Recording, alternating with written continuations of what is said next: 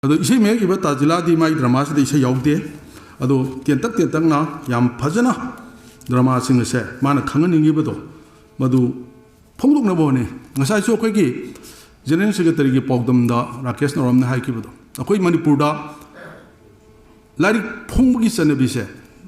Nobel saireng wari masa gumba se masidi iraga phong draga di khangdi ado drama di sanagraga loire haina khanbanara jisi tongbra natna layo ki bada masani hingi da lari am phongam di Arabam Somerendro su dramani fugi matakti irami ado malering edadi tara den tranga swai manung sidani mana phongami se loina लाले बसिकनानो हाइरिबा lyric सिबु इबिरिबा जिला लाइसांग थेमना याम Marik समनु थंबिखरे मथंग सिदि अखोइगी book रिव्यूर सिंग अनि लै Germany अहानबगी ओइना doctor Sirom Raj Ketan associate professor Manipuri department बु निसादि अइना थिंगदबनी हाइबा ड्रामा सिगी मरमदा ताकपिगन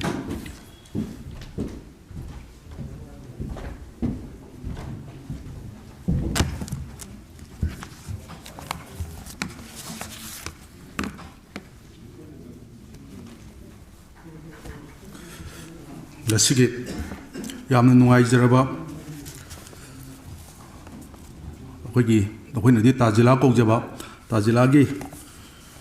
ani suba drama gi lyric si phong gi thorum sida thodong ni kai kumne jaraba ngasigi chief guest oina lingsin biriba university sigi vice chancellor professor N Lokendra Singh ahan boina khurumjari loinana Gasige Thoromgi, preside to Biriba, Nauribam Kambaluang, President Patriotic Writers Forum Manipur, Noluksari, Luina the guest of one Pambam Langlingson Biriba, Professor W. San Babu Singh, Restar Manipur University, Kansipur, Noluksari, Aduka, Aiga, Lyric Asigi Maramda, Masak Tamin Nagadoriba, Kuisi, Quena, Si Santibla, Kojava, Associate Professor Dr. Kojam Santibla Debi, Noluksari. Mangda Aibu takpi tambirakpa thoidokna university sida koibu lamjing birakpa ojamayam lengchen ru lebire matam naga tenselakpaga samna dum khormjari punawapu aduga ai yam tentakna lairik asi gi maramda khajiktang ai thamnaba honajage tajila si ahabda lairik si da onjendringai da yam nungai jaba amana hana aina अखोइना university असिदे हेक संगप मतमदा लिसिंग चमापन मरफुतरा स्वाइदा संगपगा अखोइ स्टूडेंट यूनियन की थौपुबा दुम यावजै मतमदुदा स्टूडेंट यूनियन दा ताजिला होइसि लेबिरमे अखोइना दुम ताजिला दुम कौजे हेक संगपदा ngasai ताजिला सि येंगम मतमदा सि फोटो से उ मतमदा सि ताजिला मानदे से क्राइ दन कांदा तुपीजी यावदि ताजिला से सुमान मानदे मसे मागी थाइने दगे होना असि की तुपी स्टाइल सिता अदुम लाई अदुगा लिसिंग अमा समापन मरफुदरा तरेत मरफुदरा निपान सि आई लाइबक फबदगी यूनिवर्सिटी सिदा स्टूडेंट यूनियन की president होइना थौपुजे मतमदुदसु ताजिला होइसि अदुम अखोइगी Manipur University Staff Association gi akan ba thopuba oina president kara oibi khre ngasa adum takpi sumaina loina dana amaga punna thabak tominabagi yam nungai ba mikup khara punsi sida phangjaki ngasi de khoi amuk tangkak sida ngasi amuk tajila gi lari masak takpa phangjaba se masi agi khwaidagi nungai jaba amani hanai thamjage maramdi matamdu dagi hongna tajila se isai hana khoi drama dagi wakhal si hana dege tajila Manipur University Theatre Club ki kari mayam su sai thambira du dana tana yam phajana isai mayek isai gi ibadana tana isai gi audio cassette puthong anaba video cassette puthong anaba adegi digital film na singba puthok padasu tajila se somna kanda university gi chillaba thogai mayam se puna adumak somda su sangkhelaptana digital film adegi album adegi audio cassette series naina phanyam na puthokre madu khoi adum thengna jahowi adu main to dana tajila se hobiner pani adu yam nungai badi tajila gi drama ohum haibadi ngasi phok da phongdoi se drama da di ohum ta ngai ri I badadi tara o tajila khut leire na tajai phongdok padi mamang da phongre ngasi phongi si lali basi kanano haibagi wani drama ani gi apun malari ni sedesida ताजिला की drama सिंसी तेंतक ना याम चमना इरप मवोंग पुथोरपनी अदो हाइजनिंग ममले इसे मेग इबो इतारचु drama दे इसे मेग हापते अखोइना सखंगिबा मयामना drama की मणिपुर की सम्राट अमोइना सखंगिबा जी तोंब्राने जी तोंब्रा जी इसे मेग ई जे कोई खंगदे अदो माइ ड्रामा दे फजा फजा इसे मेग मयाम अम यावे ड्रामा जी याव जी हे चाम चनी मथक्ते याव खरबजाने अदो इसे मेग इबा ताजिला दी माइ ड्रामा से इसे यावदे अदो तेंतक ना याम फजना ड्रामा सिंग से माना खंगनिंगिबदो मदु फोंदोकनबोने ngसाइसो अखोइगी जनरल सेक्रेटरी की पौदमदा राकेश नौरमने हाइकिबदो अखोइ मणिपुरदा लाइक फोंबगी चनबिसे नोबेल सैरें वारी मचागुम्बसे मसिदी इरगा फोंद्रगदी खंगदी अदो ड्रामा दी सानग्रगा लोइरे हाइना खनबनरा जिसी तोंब्रा नत्तना लायोकिबदा मसाने हिंगेदा लाइक याम फोंगमदी अराबम सोमरेंद्रोसु ड्रामा निफुगी मथक्ते इरामी अदो मा लेरिंगेददी तारा देन त्रांगा स्वाइ मनुंगसिदनी माना फोंगमिसे लोइना मुक फोंगदे सुमाइन तौदना मणिपुर की सुबांग लीला इबम मयाम अम लेग्रे पाबुंग इबोल ngaraंगुम इबोल ड्रामा चामै मथक्ते अदो हंगुकांद माइ ड्रामा स्क्रिप्ट अमता मसादा लेते अमबो फोंगदे अदो drama the ओदों Leela the फजग्रबा ngатani सुमाइन तौदना हौजि उइसु हिंगेबा पाबुंग जना लुफोइ मनाक ससम मतमदा मांगोंदसु सेम प्रॉब्लम जे थोइ मागी ड्रामा स्क्रिप्ट से अमत लेरमदे मसादा हौजिकति मा खरा फाजनदना खोजनदना तौनबो होने रेडियो दगी संदोखिबा लीला सिंदि लखनबा ने रेडियो दे संदोकपा सितबो खुंगंग धरमदा लाइबा लीला दो लोइन टेंशन रकांदा पुंगाम गतंग मसंगोइबा खर गतंग संदोकपनि लीला दि पुंग अम मखाय अनि सानखिबा ngатani अदुना अमोन मेकअप मोइ अमतंग अमदे सुमाइन तौदना सुमांग लीला इबा मयाम अमा इसै मयक इबा मयाम अमा सखर लोइरेन खनबा सानग्र लोइरेन खनबा अमत फोंगदे अदुना ड्रामासु सब मानना सुमाइन तौदना खुनरोंगम बजरेंद्रो अदगी ब्रजचान अदि पोखरम सामू अदि ओजा कनहाइलान नचिंग लेग्रिबा मयाम सिंग से ड्रामा से फोंगदे याम फोंगमदे एमडीयू लिंखलपदगिना मणिपुर की मैतै लोन की ड्रामा मयाम सानरपदे ngasiबौ सानर मयाम से एमडीयू दे चंग हंगो तमदा ड्रामा से चनी जहोम की मथक्ता हंजन हंजन सानग्र मयाम से मोइद स्क्रिप्ट लेब्रा हंगो तमदा अदुम लेते हाइदि इरमीबा सिंग सिना लाइक ओइन फोंदोकपगी हौजिकति मणिपुर यूनिवर्सिटी अमा लाए थिएटर से सब्जेक्ट ओइन तमे ड्रामाटिक लिटरेचर से अखोइ पारा ओइन तमे सिदा रिसर्च तौरे डॉक्टर डिग्री फंगबा मयाम यावरे सिदा मतम सिदादि हौजिसि याम मरु ओइरे मरु ओइरपनिना अदुना हौजिक ताजिलाना मसी लाइक ओइना फोंदोकपिरपसे मसी याम नुवाइजबा मनि अहानबो ओइना हाइजबा ताइ मणिपुरी ड्रामा की ड्रामाटिक लिटरेचर की दा मनपुरी साहित्य दा अनूब लाइक अमा हेंगले हैना लौजै मसी याम नुवाइजै अदो मणिपुर दि ड्रामा प्रोसिनियम थिएटर हैना लैरिबा सिगी ड्रामा की मवोंग से मसी थेंग संगकमनि अखोय दुम खंग मयाम नसुन हेना मांग लैबिरिबा सिंग अदुम खंगबिरमगनि मणिपुर दा मसागी फोक थिएटर की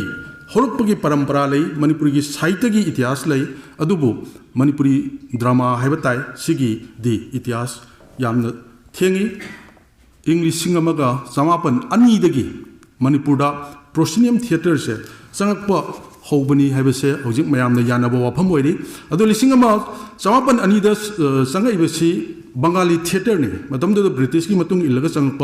बंगाली मयाम अदो मणिपुर की लिटरेचर की लाइक तंब की परंपरा दसु बंगाली साहित्य दगी होरपनिना मणिपुर बंगाली की याम चौब ममी ताई मणिपुर की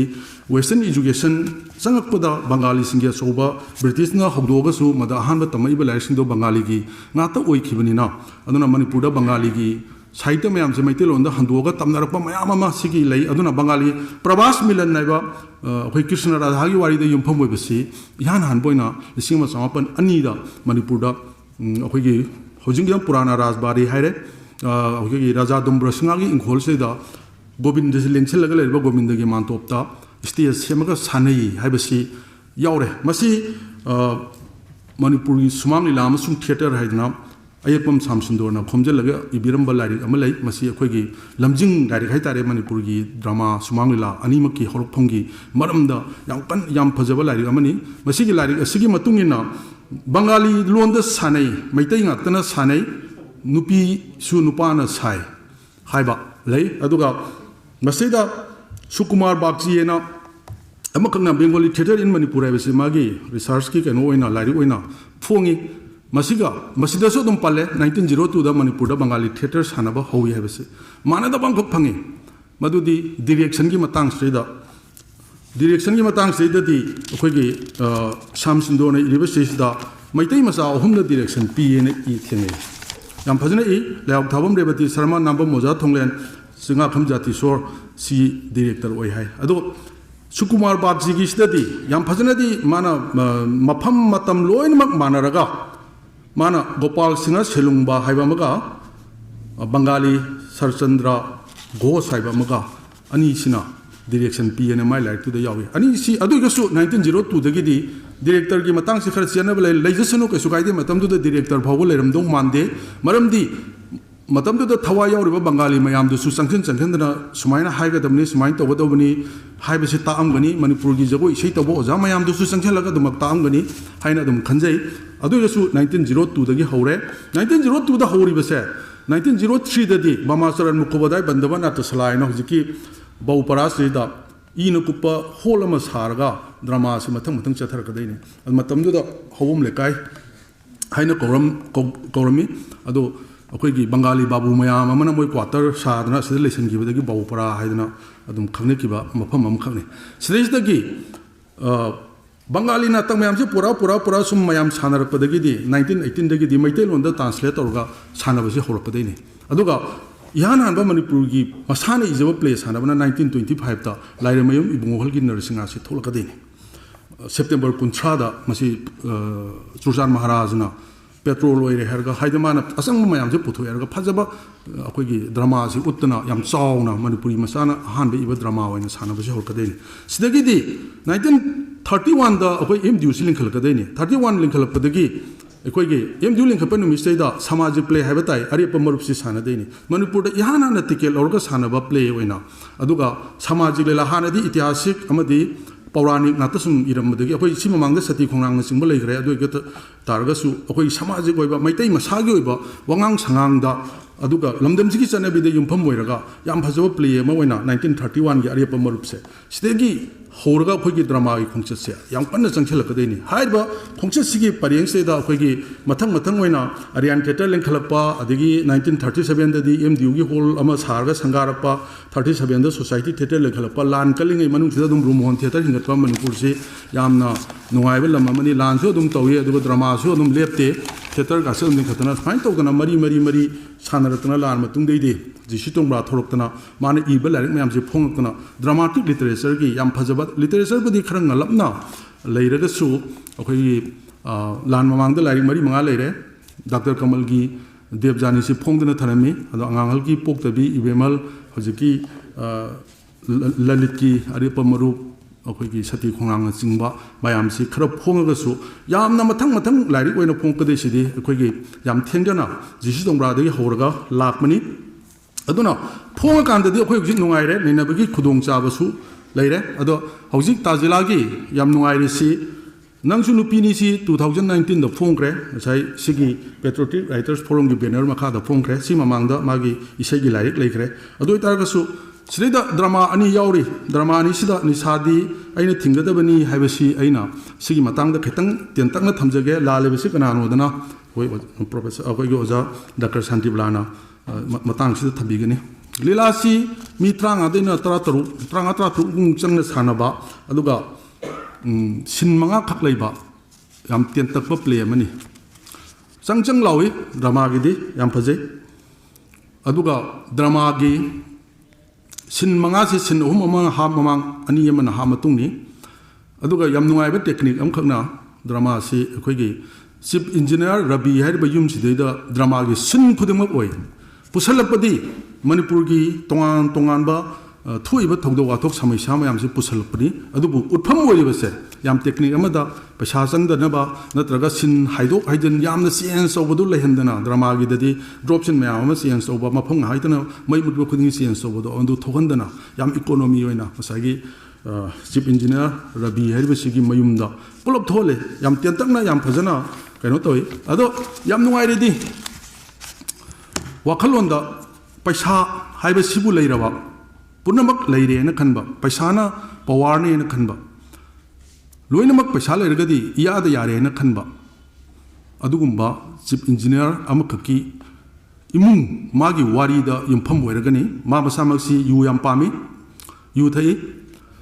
ꯑꯗꯣ ꯄꯩꯁꯥꯁꯤ ꯌꯥꯔꯤꯒꯩ ꯈꯣꯝꯖꯤꯟꯅꯕ ꯍꯣꯠꯅꯩ ꯃꯥꯏ ꯅꯨꯄꯤꯁꯨ ꯀꯣꯂꯦꯖꯒꯤ ꯑꯣꯖꯥꯅꯤ ꯃꯆꯥꯅꯨꯄꯥ ꯑꯅꯤ ꯄꯣꯛꯏ ꯑꯃ ꯃꯄꯥꯟ ꯂꯥꯏꯔꯤꯛ ꯇꯝꯃꯤ ꯑꯃ ꯃꯅꯤꯄꯨꯔ ꯂꯩ ꯃꯅꯤꯄꯨꯔ ꯂꯩꯔꯤꯕ ꯃꯅꯥꯎꯅꯨꯄꯥꯅꯤ ꯃꯅꯤꯄꯨꯔ ꯂꯩꯁꯤ ꯑꯗꯣ ꯃꯥ ꯅꯨꯄꯤ ꯊꯤꯔꯦ ꯐꯣꯔ ꯑꯣꯏꯔꯦ ꯅꯤꯁꯥꯗ ꯂꯥꯏꯆꯨꯕ ꯑꯃ ꯑꯣꯏꯔꯦ ꯑꯗꯨꯒ ꯃꯄꯥꯟꯗ ꯂꯩꯔꯤꯕꯁꯦ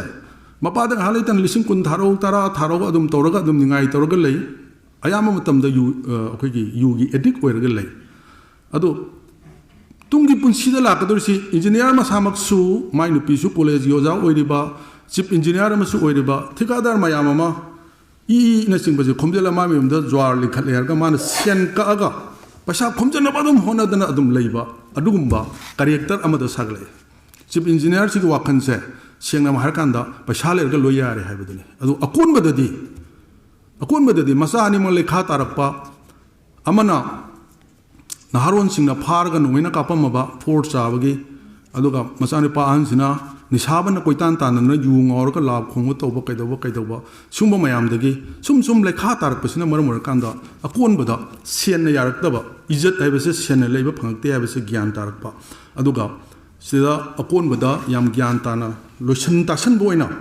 ꯗꯥꯛꯇꯔ ꯄꯨꯁꯜꯂꯛꯏ ꯅꯤꯁꯥꯕꯟ ꯃꯩꯔꯥ ꯄꯥꯏꯕꯤ ꯀꯥꯡꯕꯨ ꯄꯨꯁꯜꯂꯛꯏ ꯑꯗꯨꯒ ꯁꯨꯝꯕꯒꯤ ꯃꯇꯥꯡꯁꯤꯗ ꯗꯥꯛꯇꯔ ꯑꯃ ꯁꯤꯖꯤꯟꯅꯔꯛꯏ ꯗꯥꯛꯇꯔꯁꯤꯅ ꯑꯦꯋꯥꯔꯅꯦꯁ ꯑꯃ ꯄꯤꯔꯕ ꯃꯇꯨꯡꯗ ꯅꯤꯁꯥ ꯆꯥꯕꯒꯤ ꯑꯃꯥꯡꯕ ꯑꯗꯒꯤ ꯑꯦꯗꯁ ꯅꯥꯔꯤꯕꯁꯤ ꯅꯥꯕꯨ ꯅꯥꯔꯗꯤ ꯍꯦꯛꯇ ꯁꯤꯔꯗ꯭ꯔꯥ ꯃꯁꯤ ꯀꯃꯥꯏꯅ ꯇꯧꯏ ꯀꯩꯗꯧꯏ ꯍꯥꯏꯕꯗꯨꯒꯤ ꯌꯥꯝ ꯐꯖꯕ ꯌꯥꯝꯅ ꯁꯥꯡꯕ ꯑꯦꯋꯥꯔꯅꯦꯁꯀꯤ ꯁꯤꯟ ꯑꯃꯒ ꯂꯣꯏꯅꯅ ꯑꯗꯨ ꯑꯣꯏꯇꯥꯔꯒꯗꯤ ꯅꯤꯁꯥ ꯊꯥꯗꯣꯛꯄ ꯍꯥꯏꯕꯁꯦ ꯏꯁꯥꯅ ꯍꯣꯠꯅꯔꯀꯥꯟꯗꯗ ꯉꯝꯒꯗꯕꯅꯤ ꯃꯤ ꯑꯃꯅ ꯅꯪ ꯇꯣꯛꯑꯣ ꯈꯣꯠꯂꯣ ꯍꯥꯏꯔꯒ ꯉꯝꯒꯗꯕ ꯅꯠꯇꯦ ꯑꯗꯨꯅ ꯅꯤꯁꯥꯗꯤ ꯑꯩꯅ ꯊꯥꯗꯣꯛꯀꯗꯕꯅꯤ ꯍꯥꯏꯗꯅ ꯃꯃꯤꯡꯁꯤ ꯊꯣꯜꯂꯦ ꯍꯥꯏꯔꯀꯥꯟꯗ ꯂꯥꯏꯔꯤꯛ ꯑꯁꯦ ꯁꯨꯃꯥꯏꯅ ꯇꯧꯗꯅ ꯁꯥꯒꯠꯂꯛꯄ ꯑꯗꯨꯒ ꯅꯤꯁꯥꯗꯤ ꯑꯩꯅ ꯊꯤꯡꯒꯗꯕꯅꯤ ꯍꯥꯏꯕꯁꯤ ꯑꯀꯣꯟꯕ ꯇꯥꯔꯛꯅꯕ ꯍꯣꯠꯅꯕ ꯑꯗꯨꯒꯨꯝꯕ ꯄ꯭ꯂꯦ ꯑꯃꯈꯛꯅꯤ ꯌꯥꯝ ꯇꯦꯟꯇꯛꯅ ꯇꯧꯋꯦ ꯑꯗꯣ ꯇꯦꯟꯕꯒ ꯂꯣꯏꯅꯅ ꯇꯥꯖꯤꯂꯥꯒꯤ ꯂꯣꯟꯁꯦ ꯌꯥꯝ ꯆꯝꯃꯤ ꯏꯆꯝ ꯆꯝꯕ ꯑꯥꯔꯊꯍꯟꯕ ꯋꯥꯗꯕ ꯑꯃꯗ ꯁꯠꯂꯣꯡ ꯍꯥꯏꯔꯨꯕ ꯍꯥꯏꯕꯗꯤ ꯌꯦꯡꯉꯤꯕ ꯚꯥꯕꯣꯛ ꯑꯄꯥꯕ ꯃꯤ ꯅꯠꯇ꯭ꯔꯒ ꯑꯇꯥꯕ ꯃꯤ ꯔꯦꯗꯤꯑꯣ ꯅꯥꯇꯛ ꯑꯣꯏꯅ ꯂꯥꯛꯑꯀꯥꯟꯗ ꯑꯇꯥꯕ ꯃꯤꯗꯨꯅ ꯈꯨꯗꯛꯇ ꯂꯧꯁꯤꯟꯕ ꯉꯝꯕ ꯌꯥꯝꯅ ꯆꯝꯕ ꯋꯥꯍꯩ ꯉꯥꯛꯇꯅ ꯁꯤꯖꯤꯟꯅꯔꯒ ꯑꯩꯈꯣꯏꯅ ꯚꯥꯕꯣꯛꯇ ꯌꯧꯍꯟꯅꯕ ꯍꯣꯠꯅꯩ ꯑꯗꯨꯅ ꯑꯔꯨꯕ ꯑꯥꯔꯊꯍꯟꯕ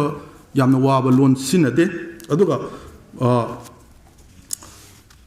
ꯑꯩꯈꯣꯏꯒꯤ ꯗ꯭ꯔꯃꯥꯒꯤ